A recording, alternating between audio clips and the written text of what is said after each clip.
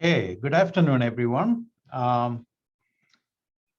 welcome to the CAFNR webinar series. I often give introductory remarks before we get started, but today, as you can see, I get to speak longer than just my brief remarks. So I am the speaker for today's CAFNR Research Council webinar. I will talk about the Missouri Ag Experiment Station restructuring. I would like to give you some updates. I know I have talked about the restructuring at different times, but today, after we have finished the first phase of our implementation of the restructuring, it's my pleasure to give you an update. And I would like to do this periodically so that you are informed of what is happening in the Ag Experiment Station. Well,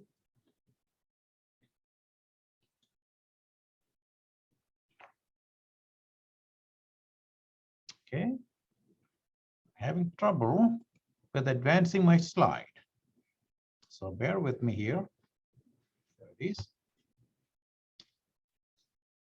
So I will start off with a brief history lesson here. When you talk about the Ag Experiment Station, or AES, which for us, it is broader than just our farms and centers. It is the entire research portfolio of our college. But when you think about AES, how it got started, you cannot talk about that history without mentioning Congressman William H. Hatch from Missouri. So Congressman Hatch was instrumental in getting the Hatch Act of 1887 passed. What did that do? If you look at the funding that really got the ag research started in land-grant colleges, it was thanks to the funding set aside by the Hatch Act of 1887. I know you all heard about the Morrill Act of 1862 that created the land-grant universities. But it was the Hatch Act of 1887 that provided the funding to create that Ag Experiment Station with the research mission to take the research to the people of each state. And I can safely say that that laid the foundation for agricultural research in the US. So in Missouri, we started the Missouri AES, Ag Experiment Station, in 1888, a year later, with $15,000. And today, we boast a storied history, a rich history for the Missouri AES. And I will just highlight at least a few things from our historic past. You've heard me say this before, but I would like to repeat some of this. Sanborn Field, the third longest continuous soil trial in the world, started in 1888, the same year when we started the Ag Experiment Station by Dean Sanborn, to demonstrate the value of crop rotations and manure in grain crop production. And we still continue that research using Sanborn Field. You've heard about the Dewey Miller plots near the hospital parking garage, right here that you see in this picture. And if you did not know that it existed there, next time when you drive by, take a look. There is a plaque. There is a lot of history behind the Dooley-Miller plots.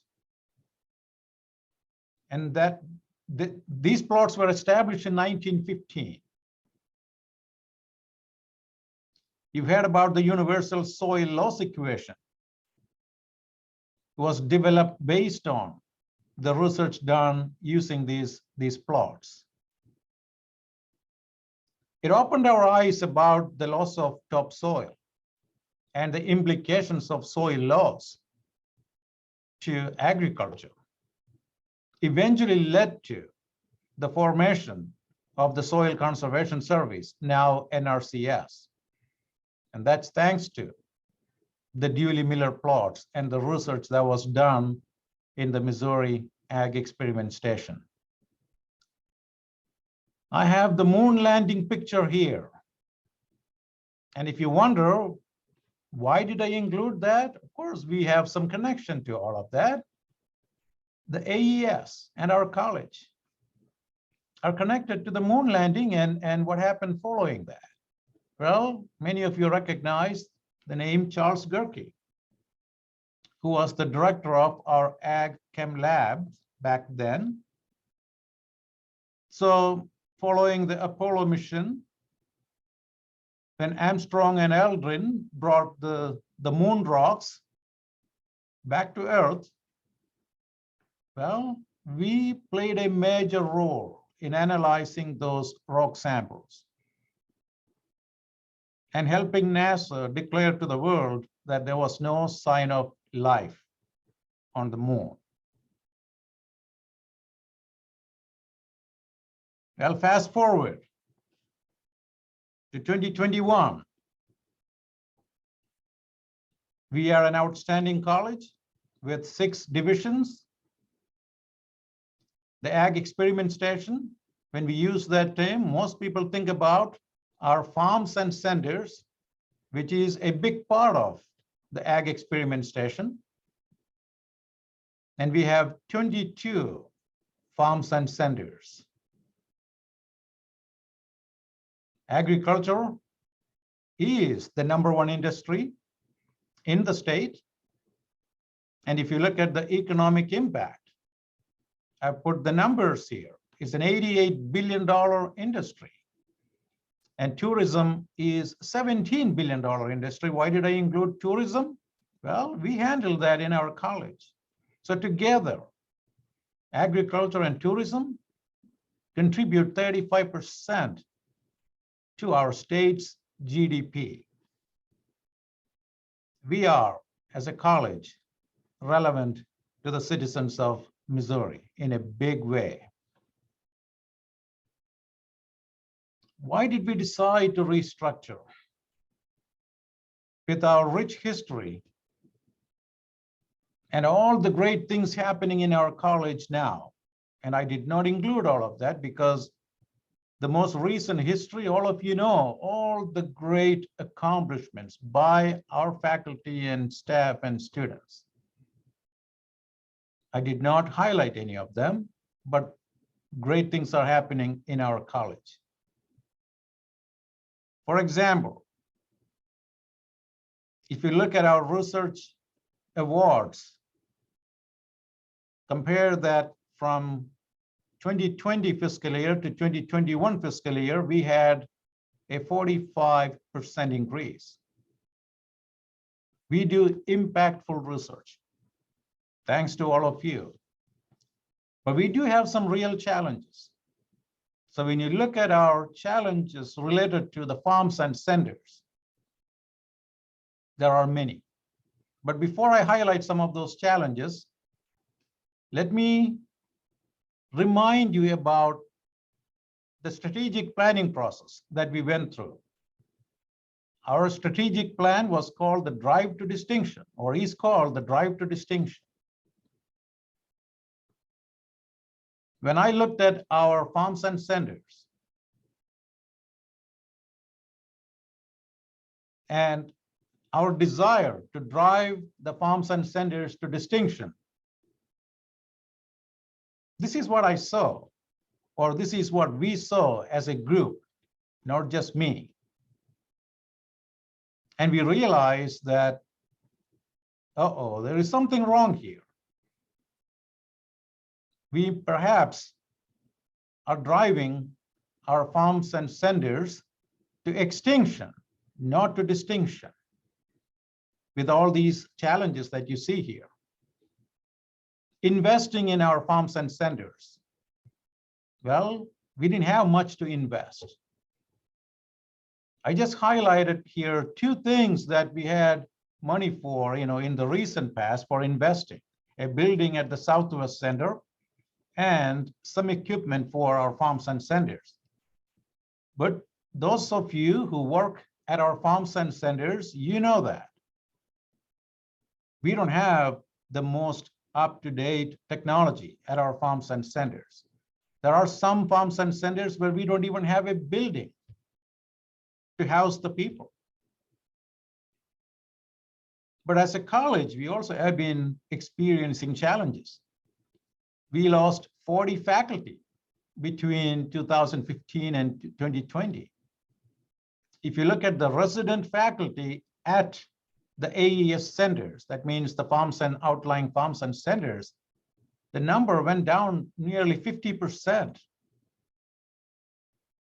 You look at the budget of our farms and centers, they were funded at about 65% of what they needed. With the reduction in budget and the reduction in faculty, well, did we see any reduction in the number of farms and centers? No, they remained the same. You look at deferred maintenance, that's an issue on campus. Of course, that's an issue at our farms and centers also. So we were struggling to drive our farms and centers to distinction. Something had to be done. And we started looking into the restructuring. So the fiscal realities, coupled with other challenges like the deferred maintenance, have constrained our capacity to maintain the Missouri Ag Experiment Station infrastructure and programs, and our ability to serve our stakeholders. So why do we exist? To conduct research. That means our faculty doing research and then extending that knowledge to our stakeholders. We were struggling to do that mission well. So this was the goal. Execute structural changes that will increase the efficiency and effectiveness of Missouri AES to maintain its relevancy for Missouri agriculture in the 21st century. So we went through a process, and the process has taken a little bit of time, and I acknowledge that. But we went through a process. It was a 4-step process. I want to make sure that you understand when you hear that, oh, maybe it took a little bit longer than expected. Well, this is the reason. We went through a process.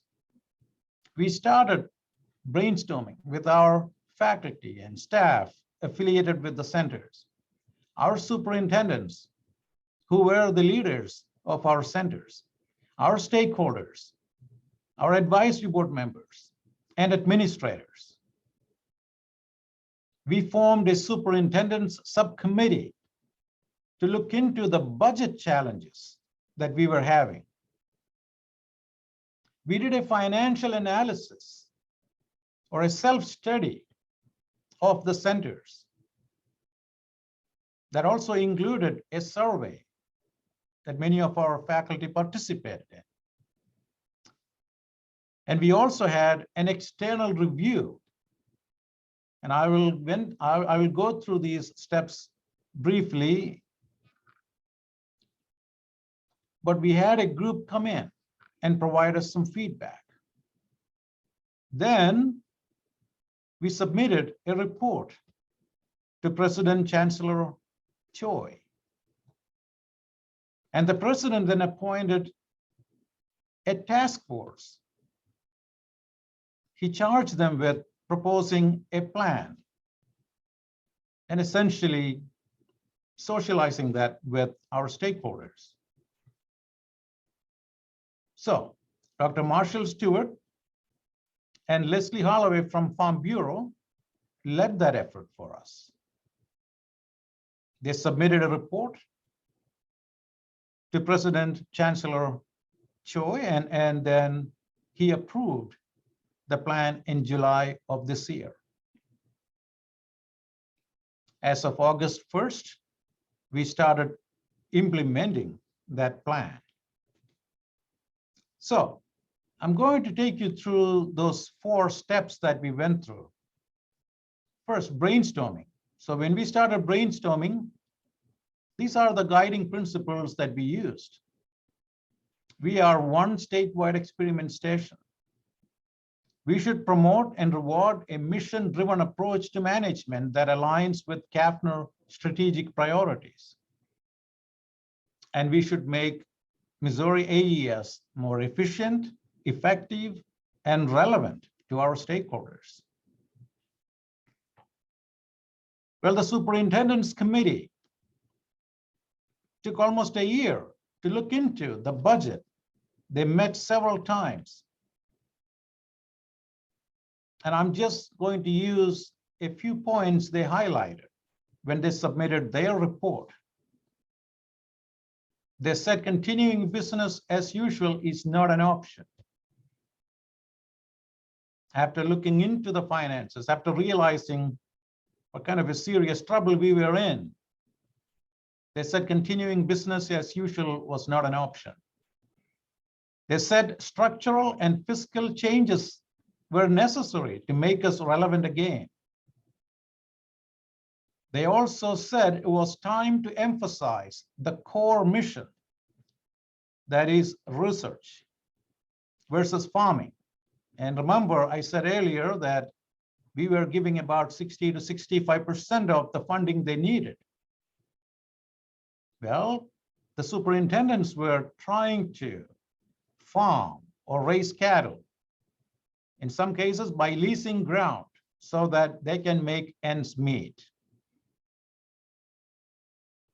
That's not our mission.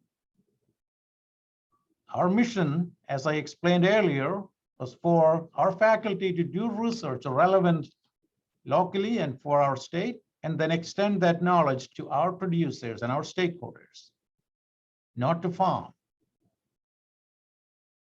They also said the time to act was now. Well, we listened to them. As part of the internal self-study, we also did this survey, and several of you participated.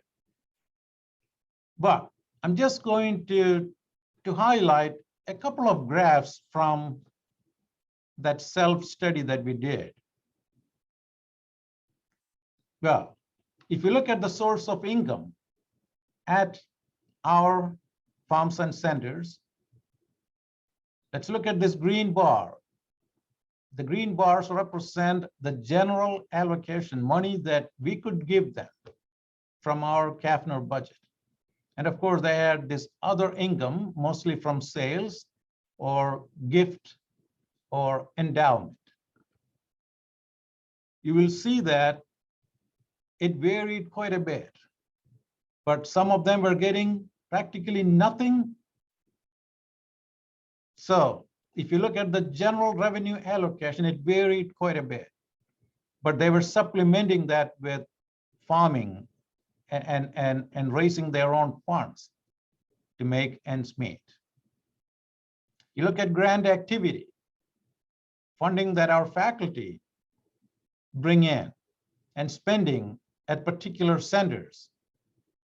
Well, there were places where we had a lot of grant activity versus there were places where we had very little grant activity. Our faculty did not have a strong presence at some of our farms and centers. And then you may wonder here, I don't see 22 farms and centers here. Well, these are the major ones. Some of our farms are associated with some of these centers, but they are not independent, but associated farms or operations associated with either South Farm, or let's say Greenlee or Fisher Delta. So we have multiple farms associated with our centers. The external review that we conducted was chaired by Dr. Herman Bolero from University of Illinois. He is the interim dean and director of the Illinois Agricultural Experiment Station. We had Jerry Frankhauser, who is the assistant director of the Florida Ag Experiment Station, Blake Hurst, former president of the Missouri Farm Bureau, and Ken Scaife. And Ken is the director of agricultural operations at the Ohio State University. So these are individuals who were knowledgeable. And as you can see, some of them came from other universities where they had done their own restructuring. They had already learned a thing or two from their experience, and many of them had also served on similar review panels for other experiment stations. So we had people who were knowledgeable, who came in, who could look at our operation with a fresh pair of eyes and provide us feedback. And that's what they did. And if you look at their report, you will see that they said no more than 6 main centers or hubs. You cannot continue with so many of them, so scattered, without a coordinated effort. They said unify financial management and HR. They were surprised that we were doing business the way we were doing. They also gave us a word of caution about part-time superintendents.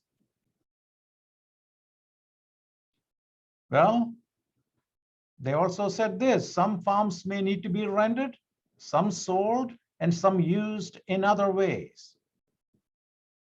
They also said stronger faculty participation was needed. If you don't have faculty at some of these centers, then why do you have them? What is your mission? They also suggested that, well, you have all sorts of fees that you charge at different farms and centers. Why? You have to have a uniform fee structure. Well, I just highlighted a few of their recommendations. They had all sorts of recommendations they provided. Everything is available online, and you can take a look. But I just highlighted a few of their recommendations. Of course, the task force then looked at all these documents. They further talked to our stakeholders, our faculty, our staff. So they traveled pretty much all over the state, soliciting feedback. And they prepared their report, their plan. And they presented that plan to President Choi. And as I said, the president approved the plan and then communicated to the curators and the stakeholders. We also had our communications team work really hard to take that message to our stakeholders.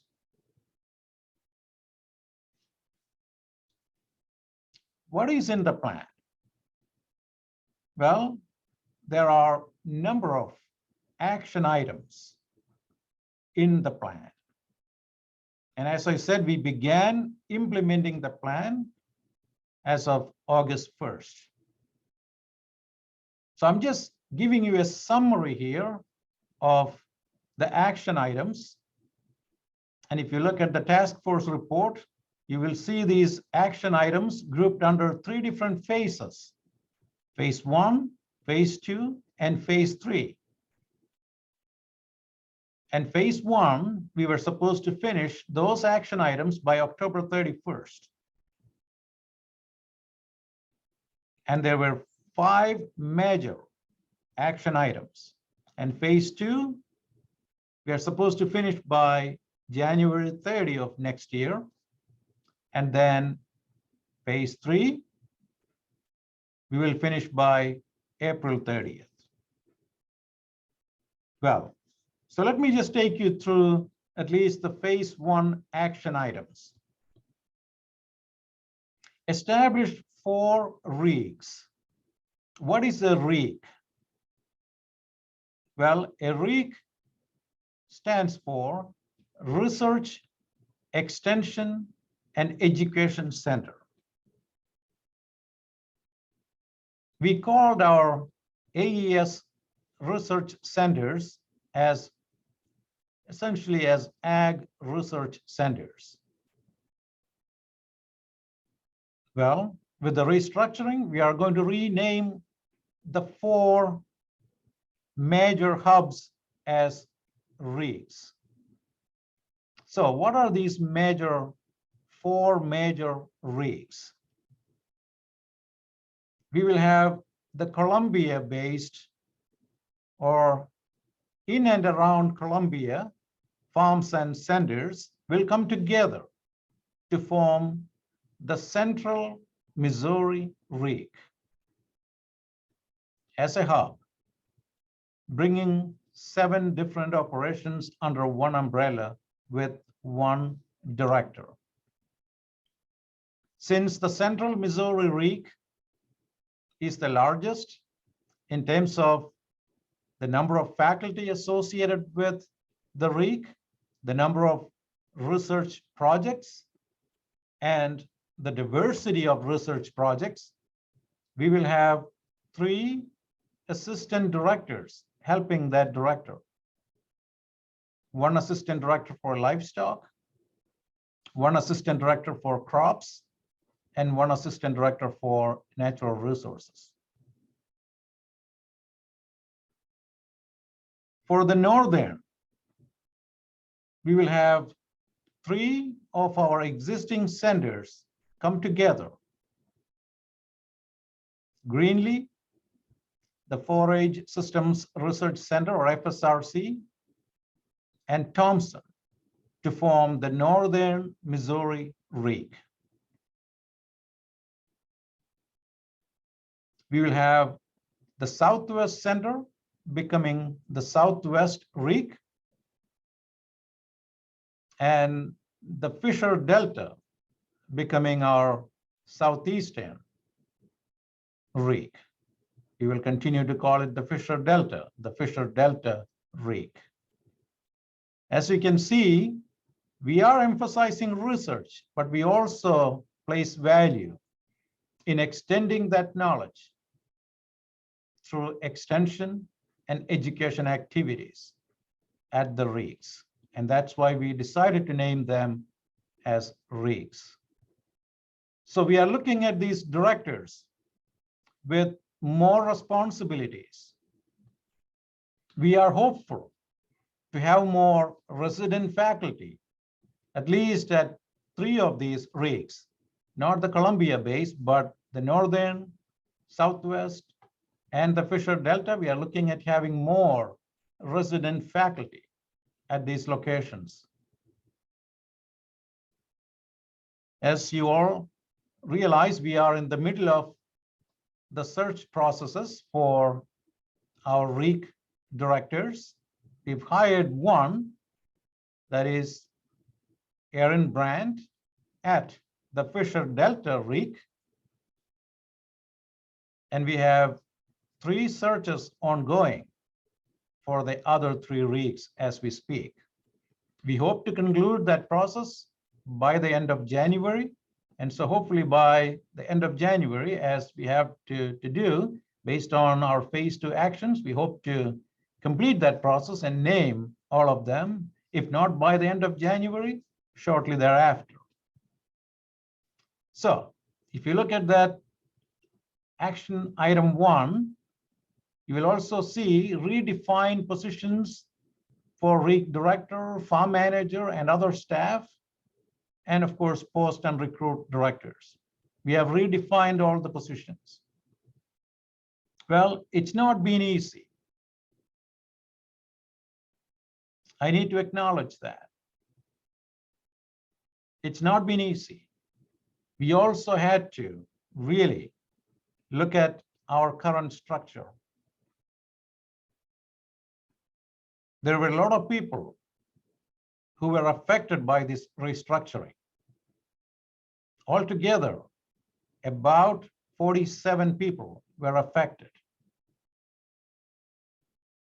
Nearly a dozen people lost their jobs as a result of the restructuring. So it's been a painful process. Look at the second action item, restructure fiscal and human resource operations and processes. What does that really mean? Well, we had a number of people running our fiscal and human resource functions at the farms and centers. We consolidated all of that through shared services on campus, bringing in some efficiency. Implement uniform and consistent fee structure. We had a small committee of faculty and staff and superintendents who looked at the fee structure, and they proposed a new model. We haven't started implementing that new model yet, but since we are in the middle of the fiscal year, we decided that we will wait until the new fiscal year to start with the new fee structure. Starting July 1st of next year, we will implement this new fee structure. The staffing needs, well, we reevaluated the staffing needs. We looked at the reporting structure. We have a new org chart for each of the REIC at this point. And look at this action item 5, develop transition plans for MU extension and education centers. Well, what are these? There are 4 existing AES centers becoming the extension and education centers, essentially going to MU extension. And we are finalizing the MOAES to transfer those 4 farms and centers to MU extension. That will be effective in January. So phase 2 action items. I'm not going to go through all of this, but you can read, you can see. And I will just highlight maybe a few. Review bylaws and policies of advisory councils. So you may wonder, so we have a number of advisory councils. So what's going to happen to the new REICs? Well, our farms will continue to have local advisory boards, but we will also have advisory boards at the REIC level with representation from the farms constituting those REICs. But we are also going to have an advisory committee or advisory board for AES with representation from all the REICs. We will also have a council of the REIC directors that I will meet with every week. And the council of directors will help make important decisions. Keep in mind, we are one experiment station. They are going to help in the decision-making process. Well, establish initiatives regarding development and partnership opportunities. We are looking for funding opportunities to bring in opportunities to improve facilities, equipment, programs at the REICs in order to attract our faculty, in order to attract our graduate students. We need to have world-class facilities at these farms and centers. So the REICs, our hope is to make them world-class by providing such facilities to attract our faculty to do the meaningful and relevant research and extension and education activities for our stakeholders. And of course, develop a communication plan. I'm already working with our communications team to further strengthen our communication efforts. So each REIC will have a newsletter. We have already started doing that at the Delta Center since we already have the director in place. But each REIC will have a monthly newsletter connecting with their stakeholders. Phase 3 action items. By the time we finish the phase 3, all the steps will be implemented. And by May 1st, we will be starting a new day for the Missouri Ag Experiment Station with the Restructure and with all the leadership in place. And you can look at some of these things here, items 4, 5, 6, particularly focused on the educational component. When we have resident faculty at REITs, perhaps we can focus more on the educational mission. Maybe they can teach classes to Columbia. Maybe we can have certificate programs, or think about involving local high schools or even other local universities or colleges in our academic mission locally. So there could be ideas as we hire more resident faculty at the REITs. So what is expected once we do all of this? Well, we expect a stronger Missouri Ag Experiment Station focused on its core mission. And of course, we expect to have more resident faculty, as I have mentioned a number of times. We expect a financial savings of anywhere from $500,000 to $800,000. What's going to happen to the savings? Well, we will reinvest those dollars back into the REITs. I think I convinced you that they need more funding. So we plan to reinvest those dollars back into the REITs. We will have new potential annual income if properties can be sold or repurposed. But that's going to be a long-term proposition.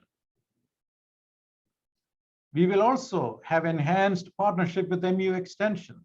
Now, as I have explained, 4 of the centers will go to MU Extension. But also keep in mind, we added Extension as part of the REIC name.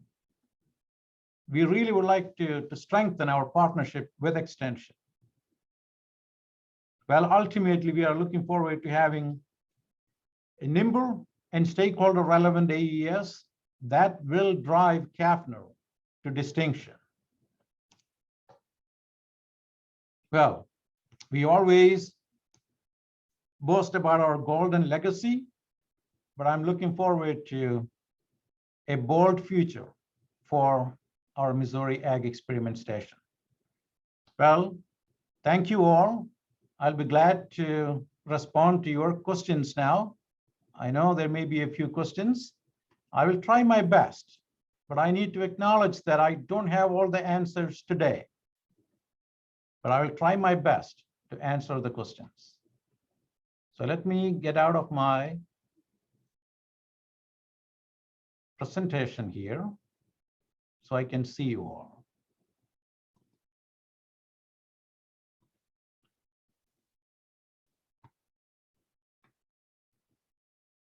Okay.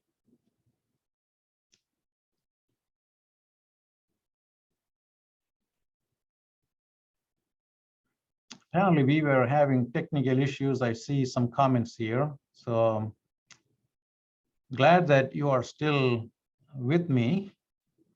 Anyway, questions. I see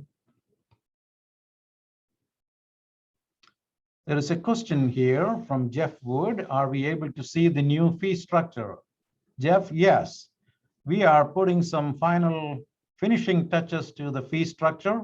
As soon as we are done with that, we will share that with the faculty and staff so you can see. So we will definitely share that with you before we begin implementing the fee structure in the next fiscal year, that is July 22.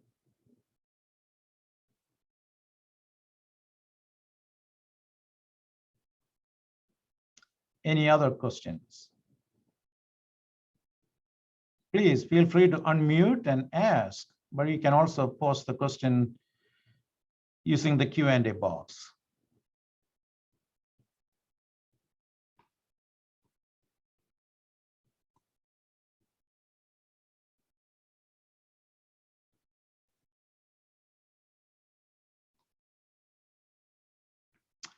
Okay, I have another question here. What is the timeline on hiring the director of the central REIC? Well, as I said earlier, the timeline for all the REIC directors is the same. We would like to have all REIC directors confirmed, announced, probably by the end of January. But keep in mind, we are heading into holidays, and so it may take a little longer for the search committees and to meet and provide feedback, and for the administrators to really look into all the data and make the decisions. So bear with us, but our hope is to announce the new REIC directors, or at least finalize the decisions by the end of January. But I recognize, at least for one interview, we may have to probably wait until the end of January, till the very end. So that particular one may be a bit late. I recognize that. So we may be looking at perhaps early February for that particular one.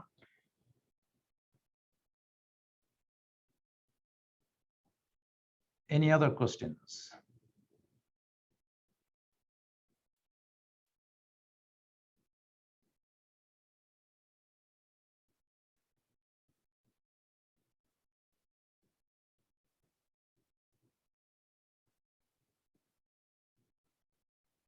By the way, I would like to thank you all for your participation in the interview process.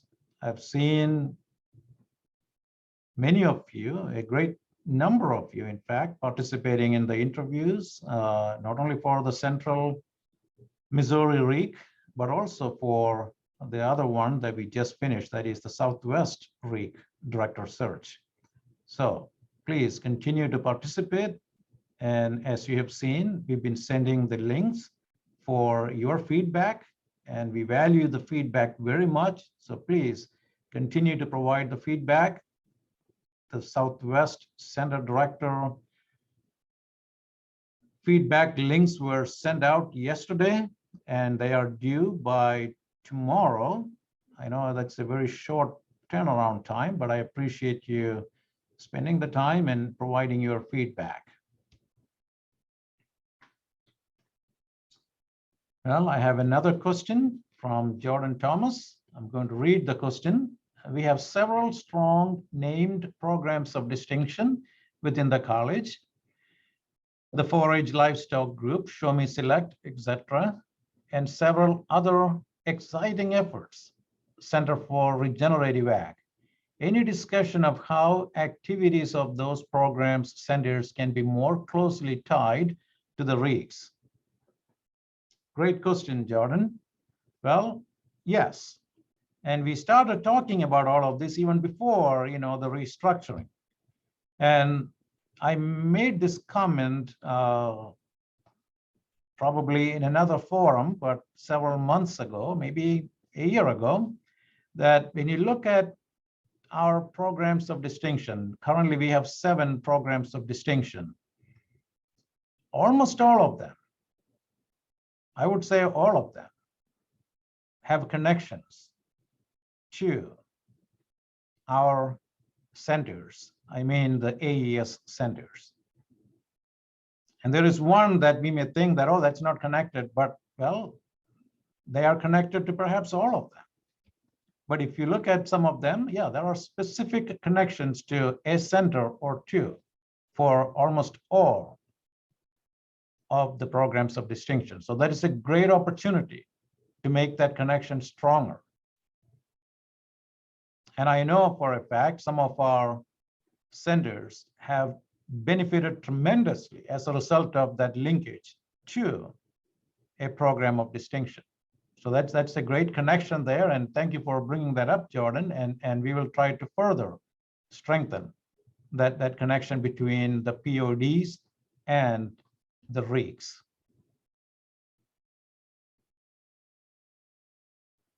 And if there are no connections to existing centers or existing programs of distinction. And keep in mind, we will approve new programs into the future. We will definitely look into establishing those links. So that's why this council of directors, once we have all 4 directors hired, that council of directors will be helpful in making the connections and really brainstorming new ideas to bring our faculty to our farms and centers and our programs to these centers, even having stronger ties than what we currently have.